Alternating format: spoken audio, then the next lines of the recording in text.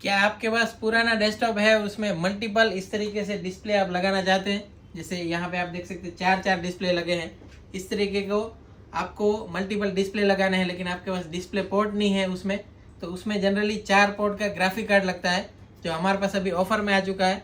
मेरे हाथ में है ये AMD का फायर प्रो W410, मतलब W4100 सीरीज़ का, जिसमें आपको मिलता है 4 DP पोर्ट। आप देख सकते हैं 1 2 3 4, मतलब एक साथ आप 4 डिस्प्ले लगा सकते हैं इस तरीके का।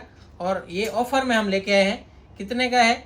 सिर्फ 1999, 2000 रुपये में ये 4 डिस्प्ले वाला ग्राफिक कार्ड हमारे पास अवेलेबल है, क्वांटिटी में अवेलेबल है। सो बाय नाउ, शेयर नाउ और subscribe now.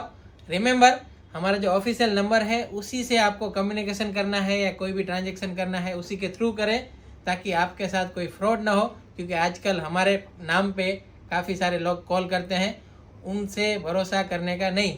Only trust on official number. So bye now, share now और सब्सक्राइब नाउ।